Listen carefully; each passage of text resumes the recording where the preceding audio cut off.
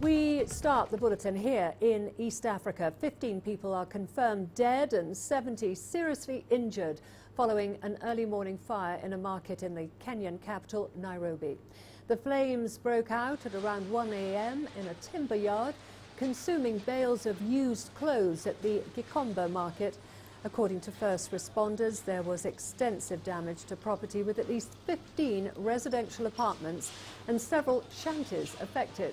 Just last year, Kenyan President Uhuru Kenyatta ordered an investigation into 2 fires that rocked the market over a period of 9 months. Well, to get us more information on this, we are now joined by CGTN's Voldy Karosa in Nairobi for us. Voldy, could you give us an update on what's happening at the scene? Has the cause of the fire been established yet?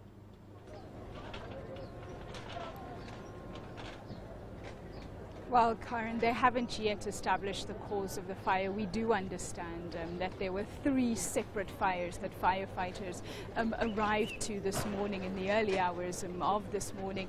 According to the chief officer, Anne Mwende, for disaster management, she was saying what the teams then did shortly after arriving, took them about 10 minutes to get here, was actually fight the fire from 2 separate points in order to meet in the middle. Maybe I'll ask James to show you what that scene looks like now.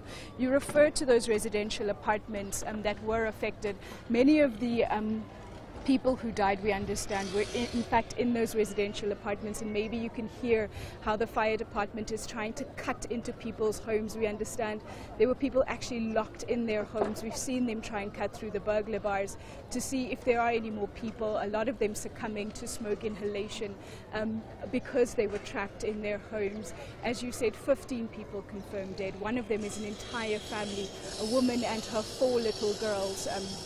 They died at Kenyatta National Hospital after succumbing to their wounds. They are still looking for any bodies under this rubble. You can see it's a massive timber yard. Now, it's not just the right-hand side, also off camera on the left-hand side that has been affected, and a lot of these embers are still smoldering.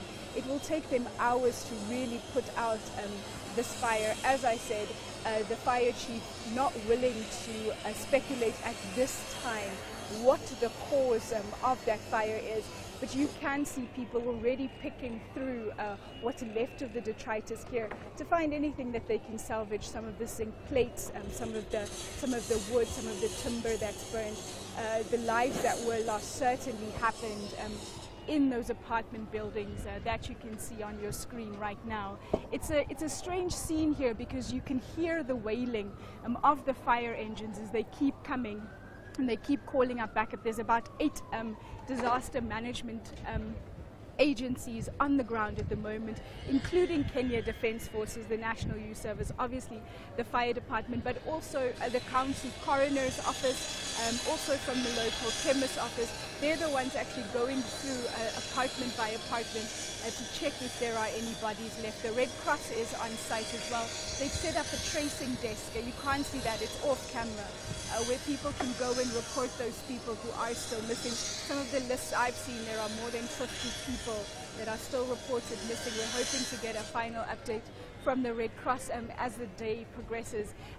All of the focus this morning really was trying to get that fire under control. You can see the fire department is still spraying some of the buildings just in the distance there.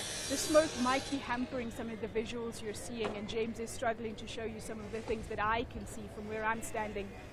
We're standing on a bridge that separates 2 of these massive sections of Gikomba market, but just driving in, Karen, you can see it was a strange atmosphere. While smoke hung in the air and you could smell it and you could see the fire trucks, people were still coming to Gikomba market. It is the largest open-air market where you can buy second-hand clothing from $1, and people were coming and they were buying their second-hand goods, and life was just carrying on as normal. I spoke to a hawker a little earlier and said the fires here have been too many to count.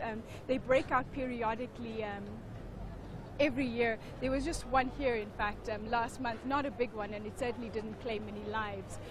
But this one certainly is one that one Nairobi senator has promised to take action on, saying that we can't keep coming to Gikomba market and saying that the annual fire festival is something that is okay. The loss of life here is not okay, Karen. Okay, thank you very much for that, Voldy. That was Voldy Carolsa there at the dreadful scene at the market here in Nairobi.